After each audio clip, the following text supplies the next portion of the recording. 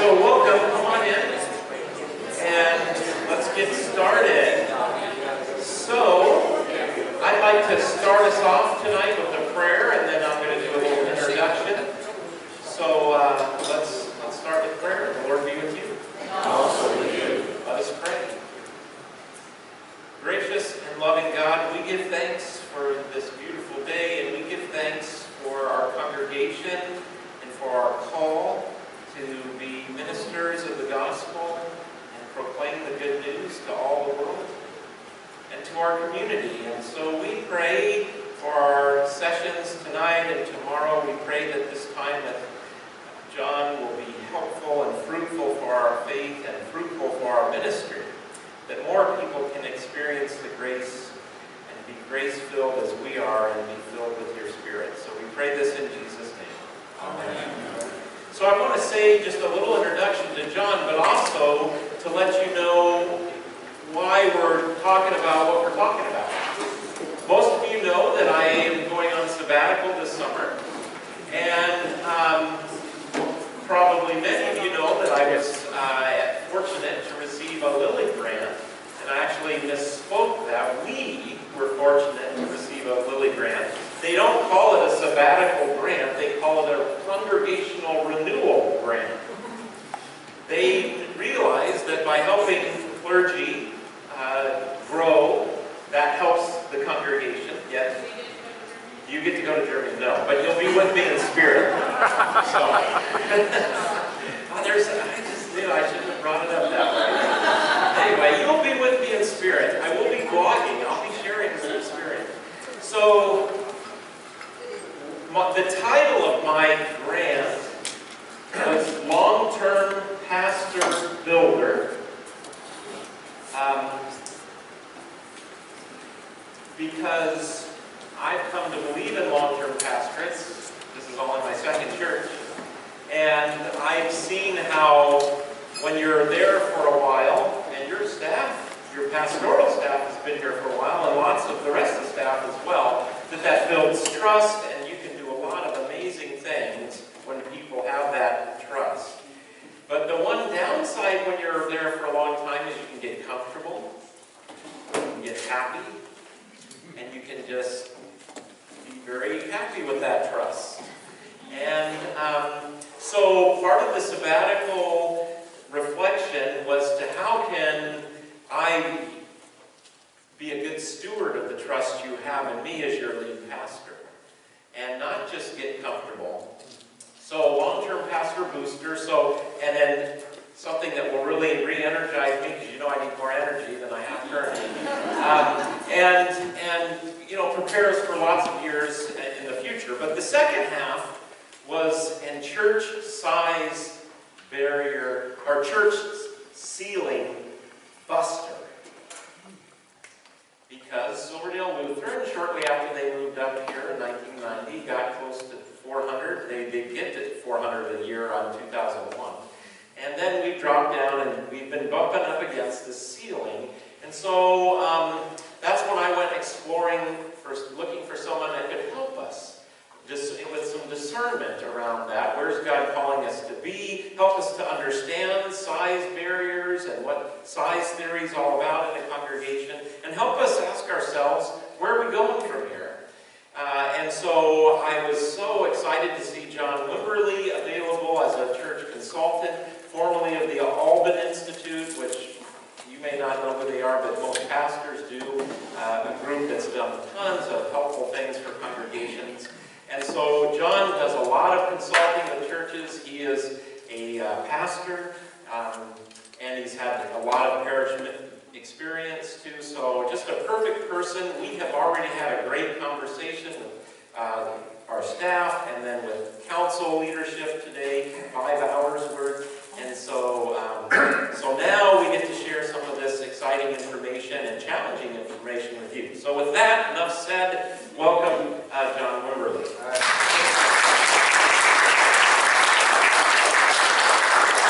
Thank you very much. And I've always heard that this part of the country is known for blue skies and sunshine, so I was glad to see it. There it is, right here. So, yeah, I was a pastor for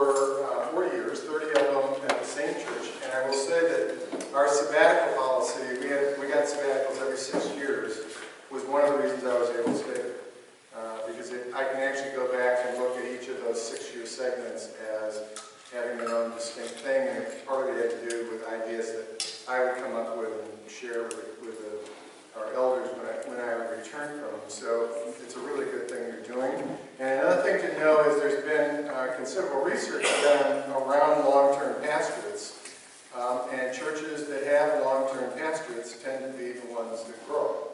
Now, there's a certain, well, of course, to that, in my opinion, because if a church is not a healthy church or it's not doing anything, the pastor's likely to leave. But even so, there is this connection because you develop trust, but you also become established in that community. It takes a long time to establish yourself in a community as a pastor, particularly in the secular society we live in now. So I'm just really excited that you're doing this and excited for you because the longer that you can keep your team in place, and it's not just Bill, it's your entire team, the longer your entire team is in place, the better it is for your congregation in terms of health. So, one of the things that the congregation I was a pastor for 30 years, we grew considerably over that 30-year period of time. And we also hit, I'd say, 3 serious plateaus where we just kind of were on this plateau for a period of time, and then we start growing again. And the way I like to talk about a plateau to start is the simplest thing, which is there's only 2 ways off of a plateau. You either go up or you go down. And that's well documented in terms of congregations as well. You either start increasing your membership in some way or another, and it doesn't have to be 30% or 100% or 200%, but you start growing somewhat in your membership, or you will eventually start to lose. A lot of the congregations that I work with are congregations that wish they were doing what you wish that they had done what you are doing now, which is they were on a plateau and they waited until they started to decline in membership. And that can happen much more quickly than most people know or expect. And then they're dealing with a deteriorating situation, which is a lot different from dealing where you are, which is a very healthy situation. One of the reasons I wanted to fly all the way across the country, I really tried not to take jobs on this side of the country, just because it's a lot of travel. But was when I looked at your congregation, you're just a really good congregation. And so to not think proactively about the next steps in your life as a congregation, it seems to me would be an incredible wasted opportunity. And something that 10 years from now you would look back and rue the day that you didn't take it seriously.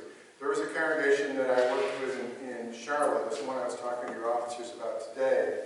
And the reason I was initially called into that discussion down there was they had 2 worship services. They had a contemporary worship service that was actually growing. They had a traditional worship service, and the traditional worship service had gone from 1,500 people in worship to 1,000. They lost a third of their people in less than 5 years. That shows how quickly things can fall apart. And it really didn't take, actually, some tweaking and stuff and some changes here and changes there. It didn't take as much change to get that thing back in a positive direction as one might expect. I want to start by talking about the opportunities that exist, because those of us who are, I'm a Presbyterian, like you, we're part of that group of denominations that are called mainline denominations, Lutherans, Methodists, Episcopalians, Presbyterians, and if you read the papers, all you see is gloom and doom information about them, that our total numbers are declining, which they are, that we can't seem to get it together and attract younger people or anything else. And the first thing is, one of the things I've loved about my work is there are amazing numbers of very successful congregations in the mainline that are doing very well all over the country. A lot of the statistics are being driven by what's happening in very small congregations.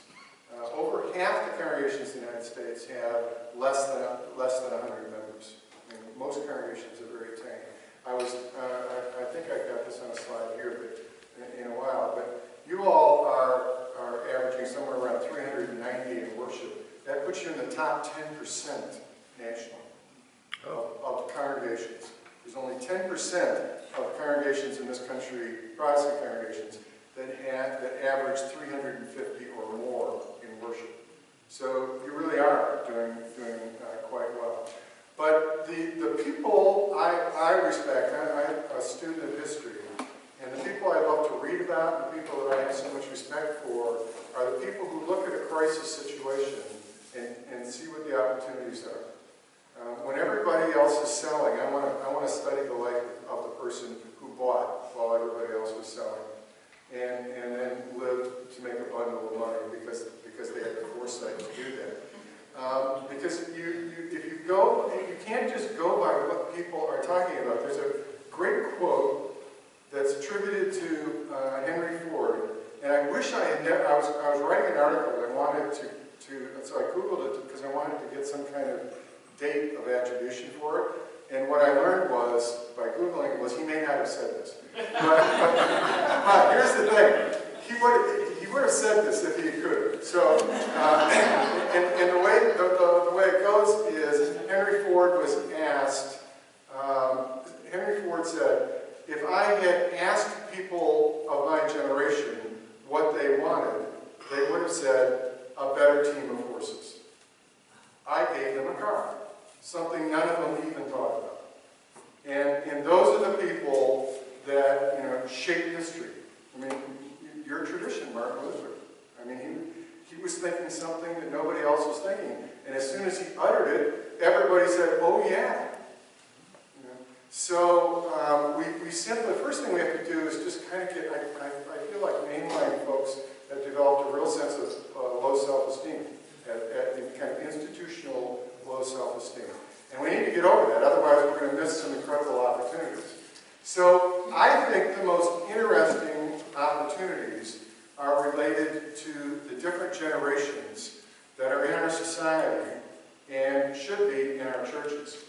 We are the first group of church people in history who have 5 generations of people in our churches. Why is that? Very simple. We live longer. And because we live longer, we have 5 generations in our churches.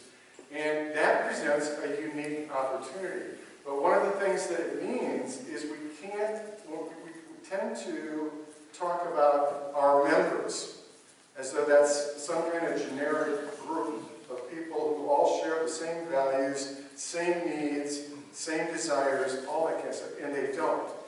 And of course, the most obvious example to prove that are marketers. Marketers do not look at the market as one big market. They start breaking it down and they go, what do millennials want? And what do baby boomers want? And you see the ads accordingly. So, in the church, the churches that I see that are growing have become very sophisticated about understanding how generations differ and what they want. So, just to give an example of what we were talking about earlier today, I hear, I'll go to meetings. I went to a meeting in my own church where I worship in Washington when I'm there on the weekends. And they were having a meeting, it's a congregational meeting type thing. And this one guy my age stood up and said, well, these younger people, it's great saying we want to get these younger people in the church, but they just don't get to the church the way we do. And actually, he's right about that. But his clear intent was to say they just don't contribute financially. And so I stood up, a wise guy that I am, and I said, tell Barack Obama or Senator Sanders that. You look at where Hillary Clinton's getting her money. I'm from Washington, these are the analogies we use, right? So this is, you get where Hillary Clinton's getting her money. She's getting money at like $2,000, $3,000, $4,000 a pop. And Bernie's getting his money at $27 a pop from 2 million people, most of them under the age of 35. He's just borrowing a model that Barack Obama used, and Dr. Carson used the same model on the Republican side. He got a lot of money from young people using that same, I think his average is something like $50. So the point is that if our stewardship campaign simply asks people to make a pledge, somebody like me is going to go, great, put in $5,000, $10,000 a month, whatever amount we're going to put in there, hand it in and pay it, and feel very good about that. If you ask a millennial to make that same kind of pledge, that's not the way they give. big feeding program for the homeless at the church that I served for 30 years. And these folks have just mastered fundraising in ways that they've got a $2 million a year budget now. And they actually have money that they put in the bank because they raise more money than they need to spend. And they do it with email, for the most part. They do it with email solicitation. So I'll get an email and it'll say, if you give $5 a week, $260 a year, $5 a week to Miriam's Kitchen, we can give fresh fruit to a homeless person for every day for the rest of the year. And I think it's 3 people for the rest of the year, every morning. So, boom, you hit PayPal, boom, you hit $5 a week, payments are set up, or maybe you do it $260 in one fell swoop. Scott, the executive director, tells me that they'll get anywhere from $60,000 to $100,000 within a couple of weeks for that kind of fundraising. And they're getting it mostly from young people because it's a program that's really oriented at this point towards the millennials. The volunteers are millennials, and a lot of their donors are millennials. So that's being savvy about the way Senate generations differ in terms of the way they give, and in terms of what they want to do, and all that kind of stuff. So let's just take a look quickly at these generations. We've got the builders, who some people call them the silent generation. I've seen that generation called the traditionalists. These are the people who basically made America into the most prosperous, powerful country in the world in a lot of ways. I mean, they got us in and out of the Depression. They got us out of World War II, and they fought World War II for us. So, I mean, they have, their stories are just amazing. When I went to this church in D.C., there were 70 members, 65 of whom were builders. And I spent until I buried each and every one of those individuals, and they, until they died, I just milked them for their stories.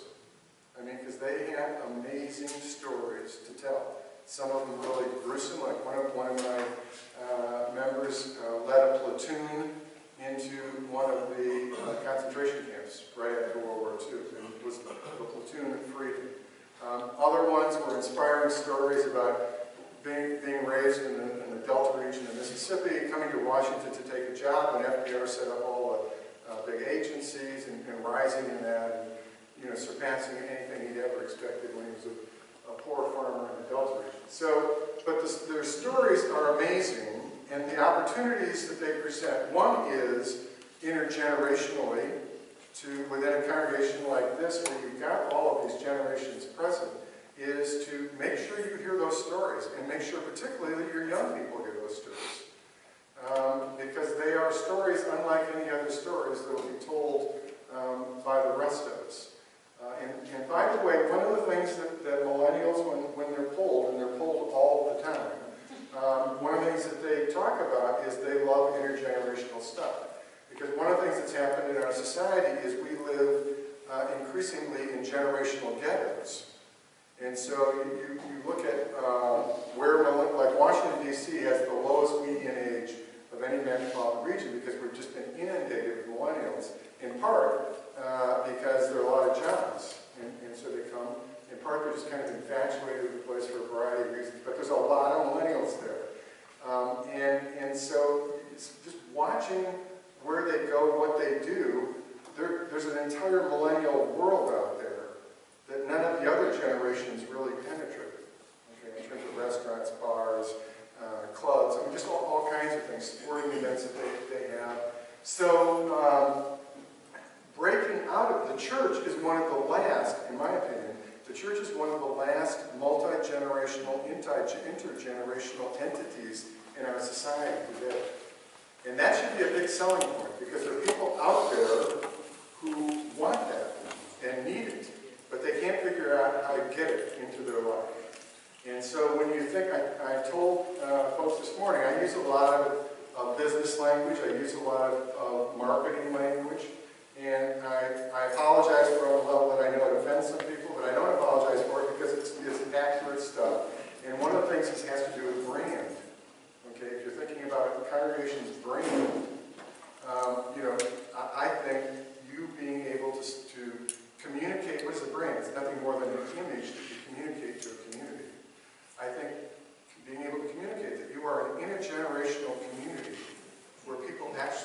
each other and have fun together and eat together and worship together and serve God together, that's a pretty amazing brand. Right?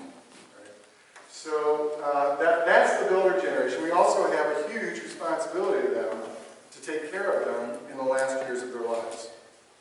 I mean, the same is true of the baby boomers. I'm in the first year of the baby boomers. Well, it says 46, I was born in 47, but I'm right at the beginning of the baby boomer thing, and well, we're not going to be around for that much longer either. Hopefully longer than I'm anticipating, but you never know. So, but the point is, there's a pastoral care responsibility for a congregation like this to make sure that people in those two generations in particular are cared for in the last phase of their life. And with the boomers, there's also a whole thing going. The boomers are retiring for the most part. Some of the boomers aren't. I'll talk about how that's impacting the Gen X people. But and as we retire, I retired in 2012. It didn't last very long because my wife said, after about 3 months of me being retired, goes, 24/7 of you is probably more than I can take, So that's what, and luckily, almost at the same time, the Albanist called me and asked me if I wanted to be a consultant. I said, yes, save my marriage, thank you. So, I lost my train of thought, but the boomers, we're retired, and as we retire, we have more time, okay? And a lot of us have pretty good skill sets. So that's a tremendous opportunity for congregations which have been suffering for volunteers because everybody's in the workforce. That's an opportunity to get some volunteer activities that we wouldn't have otherwise. And so, the boomers I think there's 80 million of us, 85 million millennials, more millennials than boomers. And then the Gen Xers are squeezed kind of in a sandwich in between these two massive generations. And they're, and I was saying this morning, more than a few of them are a little ticked off about this. And here's why, is that first of all the attention goes to the boomers and the millennials. And second of all, enough boomers aren't retiring that it means Gen Xers are not able to move up in the food chain at the workplace. So in a place like Washington, where you've got these bureaucracies filled with boomers who are not retiring at 65, not retiring at 70 even, the Gen Xers are going, so I'm going to have to wait till I'm 60 to get this job. And it's going on in the church big time with pastors who aren't retiring, and the Gen X pastors are just beside themselves. I mean, I hear rants about this all the time. So, but the Gen Xers are really in that wonderful midlife time. And midlife has kind of changed too because of the incredible expansion of our lifespans. The lengthening lifespan, I just finished a book called Generational IQ, which is a fascinating book. And one of the things he talks about, it's also impacting the millennials because they don't feel like as much time pressure to get quote-unquote started in life as like I did. When we graduated from college, it was like, get a job, get going, get your career, da-da-da. But because we figured we were going to be in the workforce until we were 65, and so millennials know that they're probably, particularly with Social Security being what it is, they're probably going to be in the workforce until they're 75. So the idea of kind of having all this pressure to keep going is very different for their generation than it was for my generation. The Gen Xers are the ones who have a lot of them have kids. They're in their prime in terms of their workplace. Even though, as I say, they're a little frustrated they're not moving up as fast as they should. 45% give to religious groups, including churches. 77% give to secular causes. So that really debunks the whole thing about that they're not a generous generation. They are. 31% attend worship once a week. That's probably an inaccurate number because people lie about this when they're polled. As I said this morning, the good news is they feel like they should, so they lie about it. Yeah, it should be. So, but at any rate, the Gen Xers are increasingly, just as boomers were slow to come to church for the most part, the Gen Xers, I think, are probably kind of doing the same thing in terms of getting involved in the church as they get into middle age. Middle age will say something like 35 or 40 to 65 or 70 these days. Millennials are my favorite generation for a variety of reasons. And first and foremost, I love them because they're optimistic. The overwhelming majority of millennials, when asked, are the best days of this nation ahead of us, say yes. All right? Ask that question of a bunch of boomers and see what you get. We're like apocalyptic about it. And so but that optimism is what has always made this country great.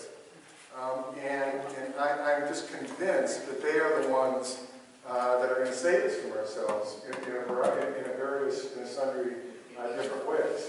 They're the most educated generation, and they are the most in-debt generation.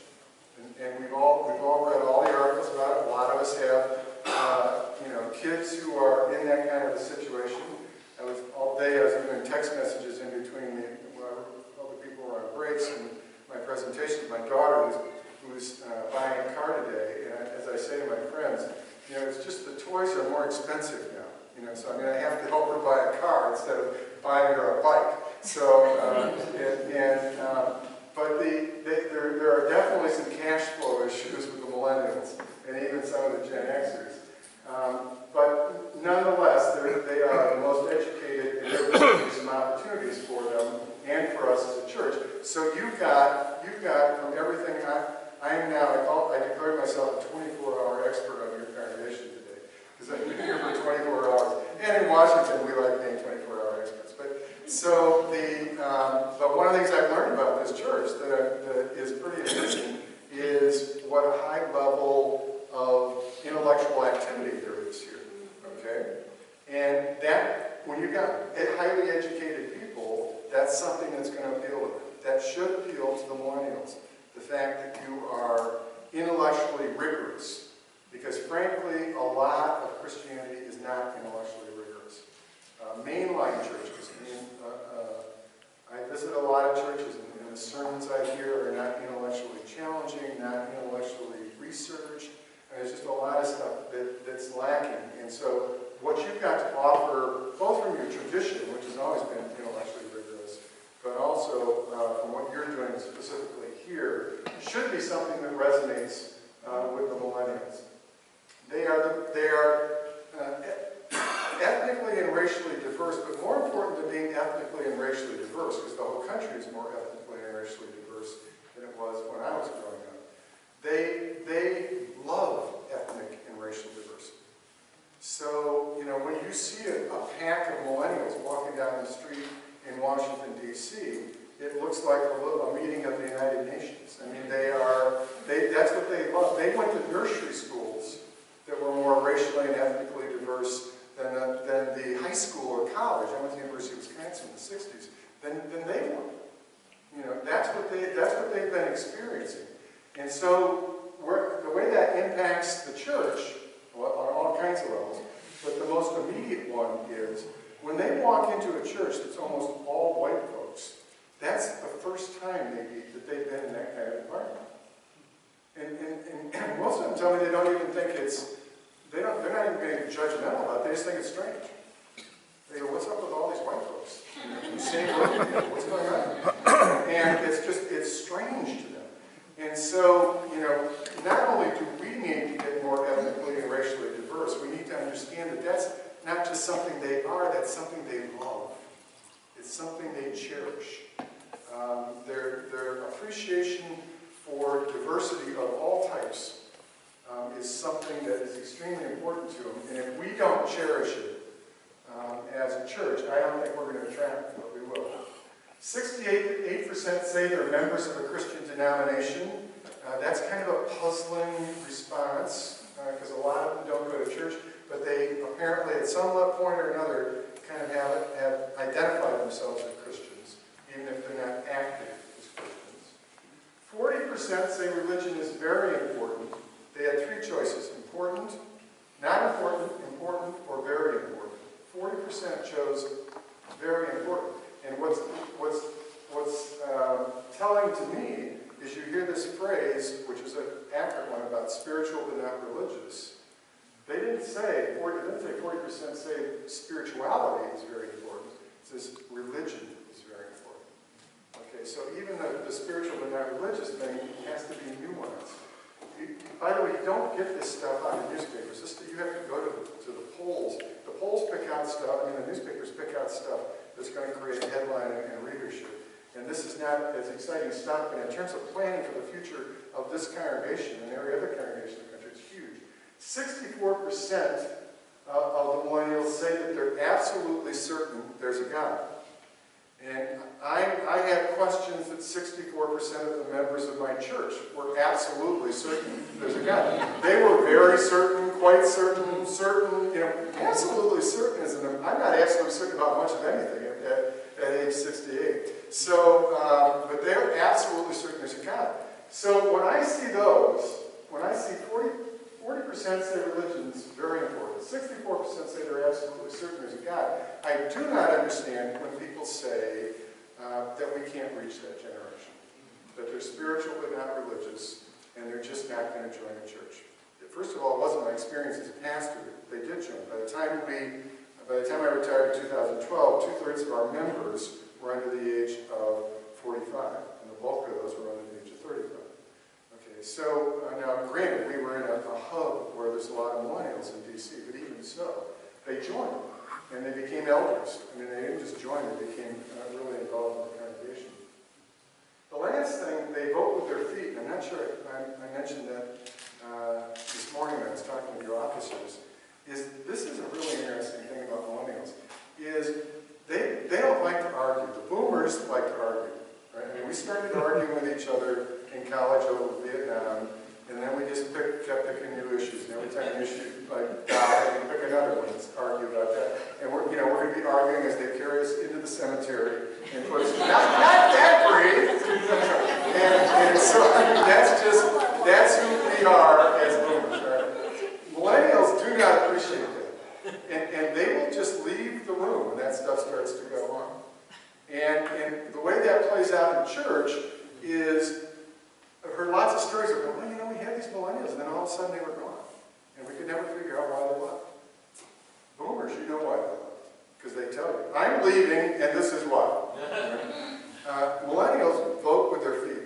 They don't like to fight, and so they just go. And that's a really important thing to know from a ministry perspective, because it means we have to keep asking them, how's this going? Is this working? Is this, what can we do better? What do you need? All of that kind of stuff. And there's some pushback within the church, both from clergy and from members, about what they call a consumer mentality about religion.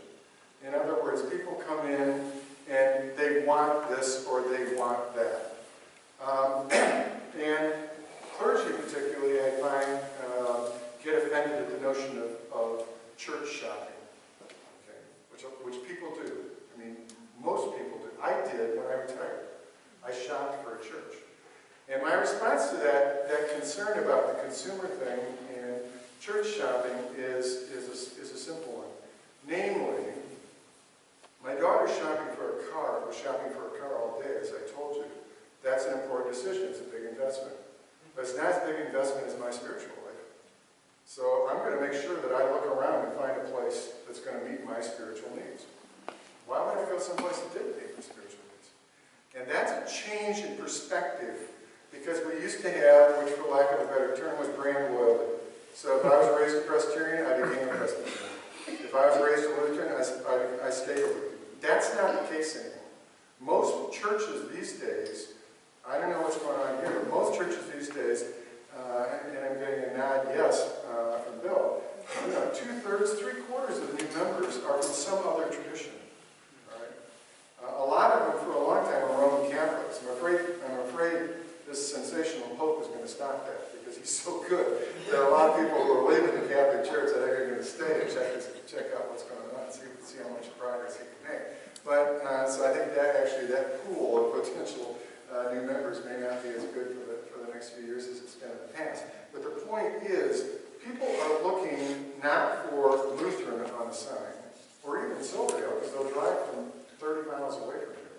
What they're looking for is an experience. It's an experience. And if you give them the experience that they want, they will join, and this church will grow. I had to review, and I can't remember why I did this, but I reviewed for a magazine, the guy who started Starbucks. Howard Schultz. It was his second, it was a book about, he left the company, he didn't leave the company, but he remained chairman of the board, but he stopped being CEO for a while. And during that period when he wasn't CEO, the stock of Starbucks literally was cut in half. Okay. He has continued to go. He's known for going to like 4 or 5 Starbucks places per day to see what's going on, keep his finger on the pulse, so to speak. And in the book, he talks about the fact that what happened while he was gone were 2 primary things. One was the new CEO said we're going to stop grinding coffee beans in the store because we can save a lot of money if we do them in a central location and then take the coffee beans to the store. And then he said, we're going to start selling sandwiches, which actually turned out to be a big moneymaker, and they do to this day. But they were selling sandwiches that had cheese, and they were microwaving it.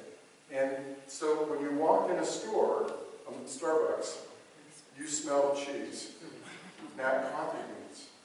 Right? And Schultz makes the point in this book, he says, Starbucks is not a coffee store. Starbucks is an experience. And he says it's a coffee experience. And so, he came back. First thing he did was, he said, we're going to sell sandwiches, but nothing that smells. And we're going to grind all the coffee beans there. Within a very short period of time, the stock was back up to where it was before he left. Now, the reason it was important to me as a pastor was I started thinking, the church is an experience. The worship is an experience. It's a sensory experience. It's sound, it's sights, it's feel when you're taking the sacrament. It's all these sensory experiences. And that is really what we need to tap into because people are shopping out there for an experience. And churches that give them the experience that they want are the ones that have grown. Those that don't. Now, one of the questions, it's all of this stuff I'm talking about begs the question of, well, what does that mean for you? What if we start to orient everything to all these people out there who are shopping or might be shopping? What does that mean for you? Are we chopped-livered? Doesn't our experience count too? And the answer is, of course, your experience counts. The first thing we did today in the retreat with the officers was I asked them to spend 20 minutes talking to each other about why do we love this congregation. And the responses were just inspiring in terms of what they said they love about it. And it would be the same thing if we did it right now. I get the same responses from you all. And people love this place. And so my point is, we're not going to lose that. We can't lose that. That would just be stupid. If we make, and stupid is never good. So if we start doing stuff so that your needs are no longer met, then that's stupid. But there's just no reason why we can't keep you happy, in my opinion.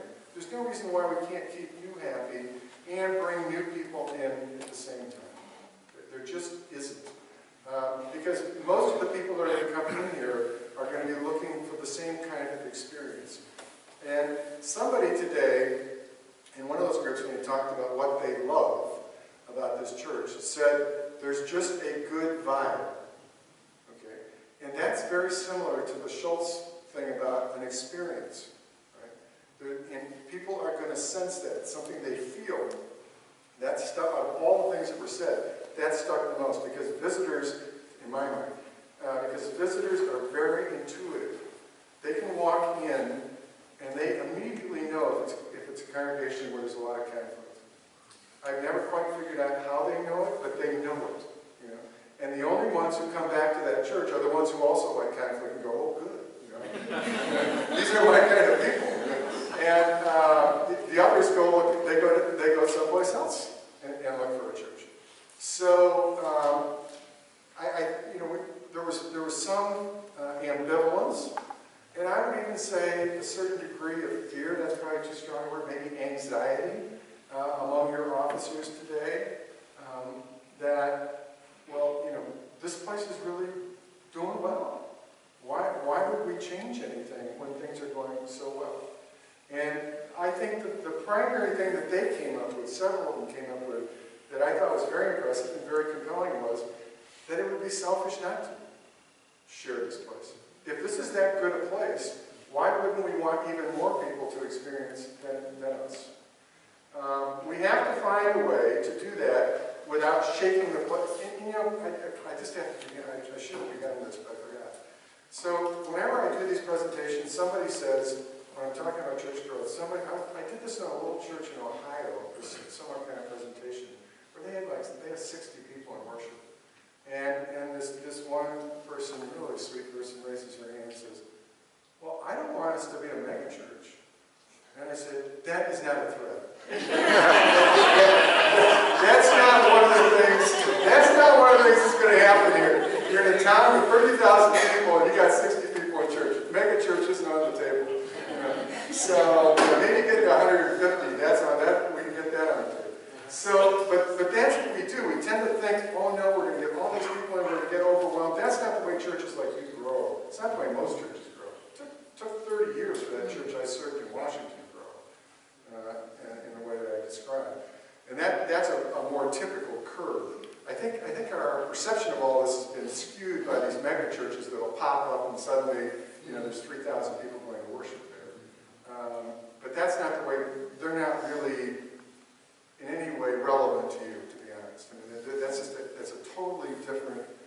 That's like comparing a mom and pop store to General Motors or something like that, or IBM. It's just not. Gen Z is a really interesting generation, and I'm dating Gen Z a little bit because of my grandkids, the oldest of whom is now 16. And if I send her an email, doesn't get read because she doesn't read email. If I leave her a voice message, that doesn't get heard because she doesn't check voice.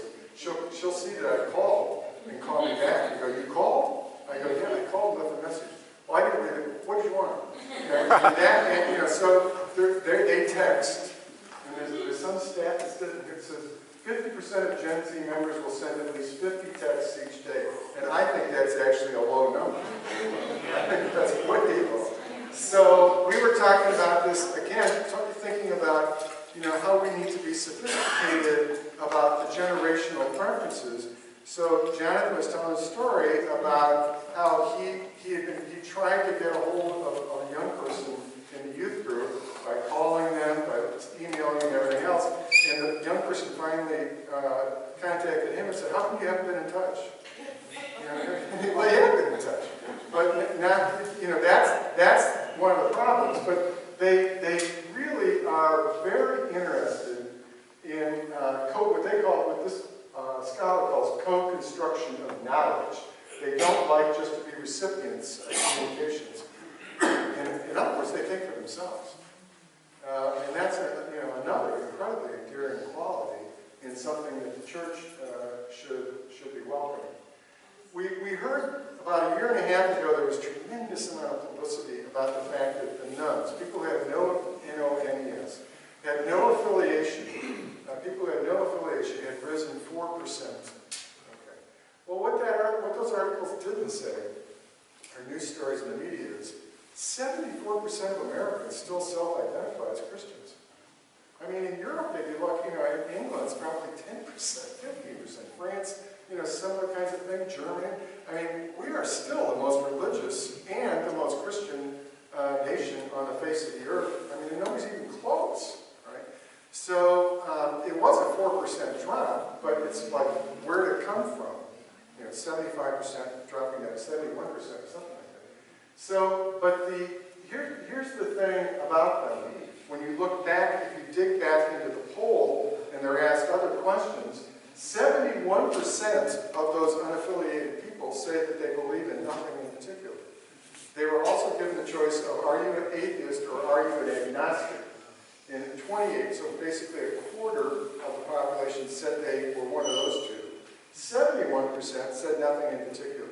Those are people that we can bring to Jesus Christ. We absolutely can. Because they don't have, and it's not like they've got some kind of negative thing. They just don't believe in anything in particular. The image that I was using this morning was that famous passage where Paul, in Acts of the Apostle, Paul is in Rome, in Athens, and he's preaching to these people, and he's talking about, you have this God who has no name. Well, I know that God's name, and I've seen that God in the flesh. We're in a very similar position. I mean, I think every generation thinks we're with some kind of unique thing, but we simply aren't. There's one of my favorite theologians was a fellow who wrote in the 19th century named Friedrich Schleiermacher. And I've always said, first of all, I like him because of his name. You could not be a plumber with a name like Friedrich Schleiermacher. Friedrich Schleiermacher had to be a major theologian. And he wrote this brilliant book, but his most famous book was Lectures to the Cultured Despisers of Religion. This is the middle of the 19th century in Germany. Okay? Cultured Despisers of Religion.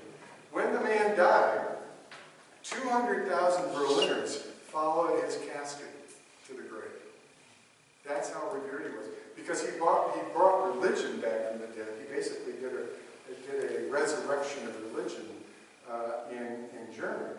Hegel was lecturing down at the other end of the hall. Hegel had like just a standard number of people, and they couldn't get into Schleiermacher's classrooms at the University of Berlin. So nothing in particular is not a bad place. It's not antagonism towards the church. The last thing that I'll talk about, and then I'll just open up to some questions, and then we'll take a break to eat. And when we come back, I'm going to talk about sizes of congregations and how that impacts things. This is the biggest issue for congregations today, which is lifestyle. So I found this image on Google that I can't remember what I Googled, but I got this. It's this woman with all these things spinning in her life. So on the left bottom is her son's playing soccer. Then she's in the gym. At the top, she's with her daughter at a ballet class. Then she's in her workplace. Then she's shopping. And then she's at a spa. And that's just the number of images that they could fit. Because there's a lot more than that going on in that woman's life and in most people's lives. I do not think, one of the big complaints I hear all over the country, I thought this was a kind of a DC thing, just like people, it's a big city and people are just overscheduled. And you can go to the middle of Ohio and they're overscheduled in a little tiny town. This is all over the place. And one of the biggest problems is, time. Time has actually become more valuable than money. People will pay for a lot of things because it means they don't have to do it, and that means they don't have to devote that much time to it. And I think I hear a lot of people my age talk about the lack of commitment that people have, that they'll no longer do this or that. They won't teach Sunday school, they won't be ushers, they won't do this, they won't do that. It's not a lack of commitment. It's a multiplicity of commitments. They have many more commitments than in the past. They're not undercommitted, they're not lacking commitment, they're overcommitted. That's the problem that we're facing. And I think congregations that grow going forward are going to have to deal with that, to figure out some kinds of solutions where being a member of a church isn't a burden. It's not just one more responsibility that I have to feel guilty about because I can't do it the way I probably should be able to do it. So I think that's the last one for this.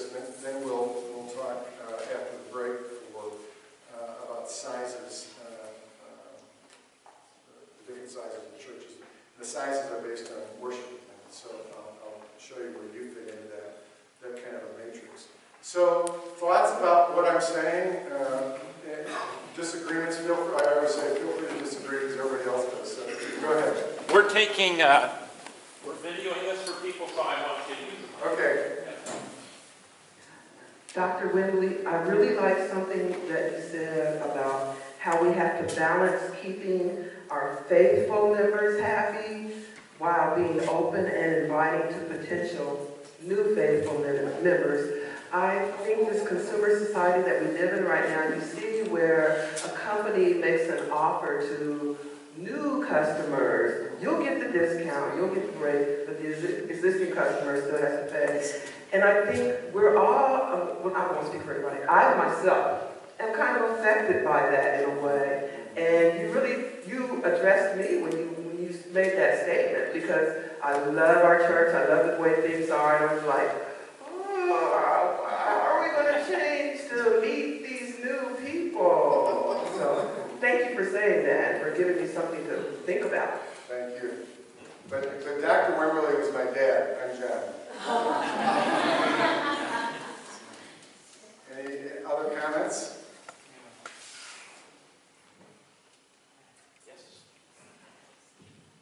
Well, I'm one of the few Gen Xers. And I'm on the cusp. Yeah, I'm pretty close to the millennial. I just want to say that the other thing about us is that our belief doesn't mean that we don't think that other people with other belief systems are necessarily wrong either. We're very open to everybody having their own opinions, so we can't just think on terms of, these new people coming in are not going to be like, this is, I don't know how to explain that. Oh, no, you're explaining it, Nancy. That book I mentioned, Generational Intelligence, he talks about that all the time. So the issue is that Gen Xers and millennials even more so are really not into bashing other people for their belief systems. The guy who wrote Generational Intelligence actually he challenges it. He says, that's not good. As a church, we've got to teach them that there are bad ideas out there. I'm not sure, in fact, I'm sure he's not right about that. But it does put the church in a interesting spot, because we do believe that salvation comes from Jesus Christ, our faith in Him, and we experience that. The way I found to talk about that is I talk about my experience. That's my experience, and I don't try to lay it on. I don't say everybody else has to agree with me. And if you think about the world in which the millennials have grown up, they've been surrounded by intolerance and very visible on the TV, whether it be religious fundamentalists of Christian, Jewish, Muslim, it doesn't make, all the fundamentalists basically agree with each other that the other person's wrong. And so that whole environment has conditioned all of you to say, that's dangerous stuff. People start flying airplanes into buildings when you think like that. And so we have to think very carefully about how we present our faith to your generation in regards to that. So thanks for lifting that up, because that is actually a very big deal. And I mentioned it this morning, I'll mention it again. There was something I haven't seen in the media, except for an original article about a meeting that was held in Atlanta maybe 5 years ago, is that very conservative churches, both mega churches and some of the larger evangelical churches, are losing younger generations in droves. And so the head of Willow Creek, which is a big evangelical church outside of Chicago, I have so much respect for him in a lot of different ways, and this is one of them. He actually said, we need to find out why they're leaving. Everybody else was just going, they're leaving, and he goes, no, these are our kids. And so he hired on Gallup or some very reputable polling firm, and what they came up with, there were two primary reasons. One was they didn't want to hear gay bashing. They said a lot of our friends are gay, and we don't disagree with them. That's who they are, and we do not want to go to church and have that be the focal point of my worship of God. And the second was we don't want the politicization of the faith, whether it be the religious right or the religious left. We don't want to come and hear basically political rants from the pulpit. We want to hear about Jesus. With the younger generation, one of the things that is really important for us to understand is Jesus Jesus out in front whenever I'm talking to a young person. Because they just, I mean, how can you not respect and love Jesus on a lot of different levels? But if you start wrapping Jesus up with, and Jesus, by the way, would have been against, in some political stance, then you immediately are starting to peel off people who otherwise would have been maybe coming towards us, and they start running away from us. So, yeah, and that goes to that judgmentalism. We're right, everybody else is wrong. Okay. You get one, and then you get behind I just want to say one more thing, and also the giving. Because we are a generation that's in debt, most of us are living paycheck to paycheck, and so committing to something like that is a really big deal.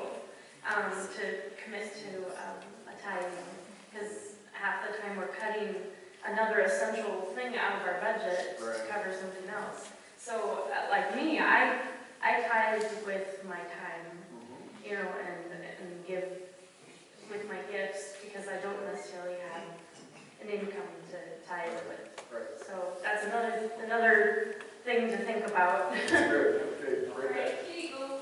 Good, and then relating to her questions and your responses this morning, you addressed the issue of imagery and exclusionary imagery, and I don't know if you're going to address that in the later part of the evening or tomorrow. So remind me what I said. It's, I have no shame. as I heard it, and I'm sure I'm right. You said it's a lot of the things, a lot of the part of our church and the message is imagery, and quite often there is some of the imagery can be exclusionary. Right. And I just thought that was some valuable insights to make. I don't know if that comes now or tomorrow. Yeah. No, well, I mean, it probably should come sometime, whether it's right after 6 we're supposed to eat, but I will talk about that. Okay. We send a lot of non-verbal messages and sometimes even verbal messages in our worship services and otherwise. And we need to be a lot more attentive to that stuff. Because people come in and we're part of the group, and so we're used to it. It's like, when you have a person who's not a member of the family, and they come over and they kind of go, "You guys do that all the time?" And what do you mean we do it all the time? What are we doing? Because you don't even know, because it's part of the family. So, we'll take a break. Okay, I think what we'll do is we'll say grace now. Darcy just texted me. See, we're already into it. The dinner's ready. So let's say a prayer. Let's sing our grace tonight. Be present. Be present at our table, Lord. Be here and everywhere adored. These mercies bless and grant that we may strengthen for thy service be.